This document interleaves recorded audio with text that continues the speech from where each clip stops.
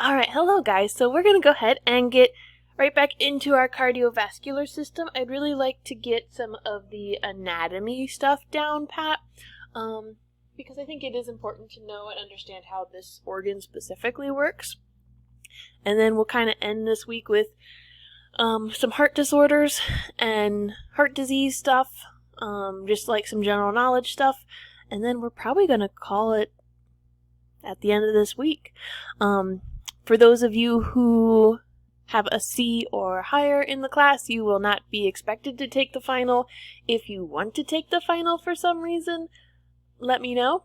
Okay. For those of you who are at a D average or below, I'll be in contact with you to talk about how we're going to get this final done. Okay, so we're going to go ahead and jump right back into our cardiovascular system. Okay, so we talked about the 4 chambers last time. We talked about the atrium and the ventricles, and with our atrium, those are the topmost chambers. We have one on the right side and one on the left, and the ventricles, we have one on the right and one on the left, just on the bottom part.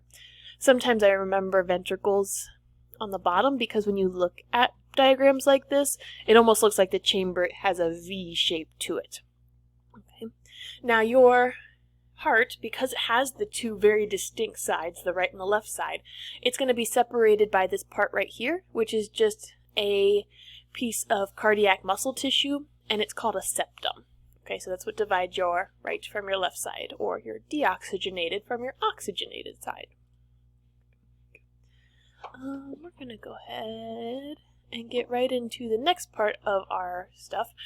So keep in mind, I'm kind of picking out the most important things that I'd like you to know about your cardiovascular system. And then the other stuff I've left in the notes that I posted on Google Classroom. I've left them in the PowerPoint. So if you are wanting to learn more, you can always go back and look at those. And as always, if you ever have any questions, you can always send me an email. Okay? I just like to provide you with the information, especially for those of you who might be looking into getting into the health science or nursing fields. Okay. All right, so your heart has valves in it, and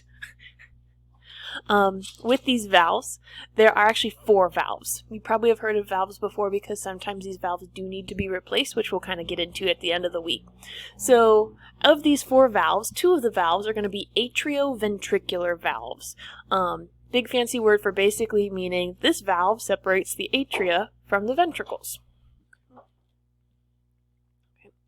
Now, the names of those 2 atrioventricular valves are the bicuspid and the tricuspid. The bicuspid has 2 connection points, hence that prefix bi. Sometimes in older textbooks you will see this valve also called the mitral valve. And the bicuspid, or mitral valve, we find on the left side of the heart between the left atrium and the left ventricle. The tricuspid, which has 3 points of attachment, hence the word tri, is on the right side of the heart and separates the right atrium from the right ventricle. The other 2 valves are going to be our semilunar valves, and so they get this name. You see the word lunar in there. These valves are kind of shaped like crescent moons. Okay, so the word semilunar, okay, like a slightly moon-shaped valve. And these are going to be between the ventricle chambers and the arteries, okay, whichever artery connects to those. So our first one, so on the left side of the heart, the blood is going to go from the left ventricle, okay, into the aorta. But before it actually gets into the vessel itself, it goes through this valve. And this valve is called the aortic valve. It's named after the artery we find it in. The pulmonary valve, sometimes called pulmonary semilunar, is on the right side. And this is going to be where the blood goes from the right ventricle into the pulmonary arteries. So those are kind of easy to remember because the valves are literally named after the arteries where we find them in. Another memory trick that I use to help remember things up here with the atrioventricular valves, your tricuspid has an R in it, which helps me remember that it's on the right-hand side. Bicuspid doesn't have an R, so it's on the left-hand side. And these 4 valves are super important because they reduce the backflow of blood, so you want your blood going in one direction. It's kind of like a one-way street. You don't want to go the wrong way on a one-way street. Same thing with your heart. You want that blood flowing in one direction over and over and over again, because if it starts to have problems with these valves, then you could actually, this leads to a lot of times like blood clots or blood not getting circulated like it should, which is why sometimes people have to get them replaced. So if we take a look at this little animation, the blood will be coming in from the body to the right side of the heart. Now remember, it looks like it's on our left side, but this is if we were looking into somebody's chest, so that would be their right side, okay, over here. So it goes into the right atria. The right atrium gets, once it fills with blood, pushes the blood through the tricuspid valve, so here's your tricuspid, into the right ventricle. The right ventricle will then pump the blood into the pulmonary artery, and it's going to pass through the pulmonary valve. Now this pulmonary artery, you can see it goes up and then splits into two. That's because this is taking blood to the lungs. So you've got a lung on this side and a lung on this side. Okay. Takes it to the lungs. The lungs are going to send the blood back, but this time it's going to have oxygen because that's what it was doing over there in the lungs. And that oxygenated blood is going to be dropped into the left atrium, which is right here. That blood gets pushed through the bicuspid valve this time into the left ventricle. And then that left ventricle will contract, squeezing the blood through the aortic valve into the aorta, which is this large red vessel you see at the top of this diagram. Okay, from there, the blood will then be dispersed through the rest of the body, taking oxygen back. And then, when it uses up the oxygen, it's going to come right back, but on the other side of the heart, and the whole process starts all over again. Okay, so double pump with two different sides. Here's just another picture of what these kind of look like. So it talks about like your tricuspid, bicuspid, aortic, and pulmonary valves. Excuse me, aortic and pulmonary valves. This is kind of looking at the cross section. So your tricuspid valve has 3 points of connection, like you see here. Your mitral valve will only have 2 main parts to it. And then the aortic and the pulmonary have these, this is not the best diagram for it, but we'll have like a semi-crescent moon shape to them, okay, when you look at them from like a top-down type of view, cross-section. All right.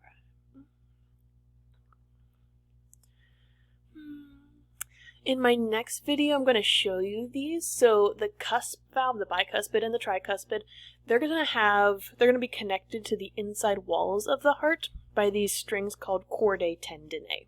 Okay, these chordae tendineae literally mean tendon-like cords, and they're the ones that help the valve basically stay in place and make sure the valve doesn't invert or reverse whenever the heart contracts and that pressure increases.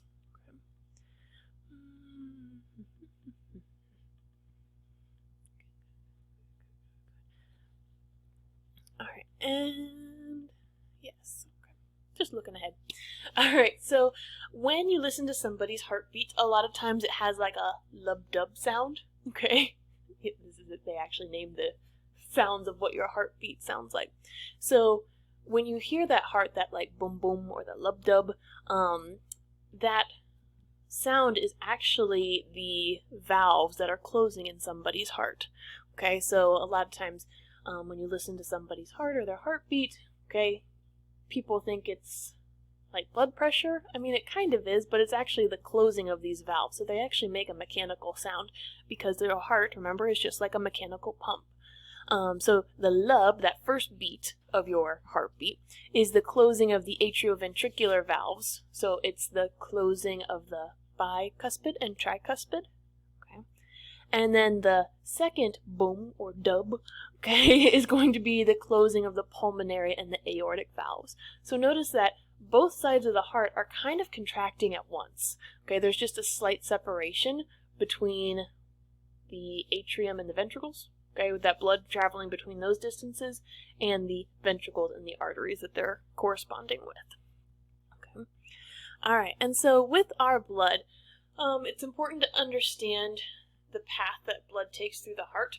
So I kind of explained this when we were looking at our animation here a couple slides ago. But remember, your right side of the heart, it always has deoxygenated blood. and your right atrium is where the blood is going to collect first. Okay, that blood's going to come from veins called superior and inferior vena cava. It's basically just collecting veins, and empties the deoxygenated blood into the right atrium. So not only does it have no oxygen to it, this blood also has a ton of carbon dioxide and other waste products. That right atrium is going to pump the blood through the tricuspid valve and into the right ventricle, okay, which is the lower chamber. That right ventricle is then going to pump the blood into the pulmonary trunk and arteries. Kind of called the trunk first, and then when it splits it's technically called the pulmonary arteries, and it gets pumped through that pulmonary valve. Now, the word pulmonary, as we've talked about all year, refers to lungs, and so when that blood gets pumped through these arteries, it goes all the way, well, it doesn't go all that far actually, it goes right next door to the lungs, and it's there where the blood's going to be kind of pushed into these really small blood vessels called capillaries. The capillaries are going to have really thin cell membranes, which allows for the carbon dioxide to pass through those membranes. It's semi-permeable to carbon dioxide. So it allows carbon dioxide to pass out through that membrane, which is why you breathe out carbon dioxide. Okay? And then when you breathe in, okay, you breathe in a bunch of stuff, a lot of nitrogen and oxygen and helium, which are just your components of your atmosphere. When you breathe that all in, those are going to go the opposite way into the cell membrane and into the bloodstream. And particularly the one we're interested in is oxygen, although you do get a small amount of nitrogen and other inert gases whenever you breathe in. So keep in mind your lungs and your heart work together. One can't work without the other, really. From the pulmonary arteries, okay, we talked about they go into the capillaries, they get blood from, or not blood, they get oxygen in the blood from the lungs, and now they're actually going to head back to the heart. So it's almost like they go from heart to lungs to back to heart. They do that because the lungs aren't powerful enough to actually pump blood very far. So they pump that blood right back into the heart, but this time they're going to be pumping it through the pulmonary veins.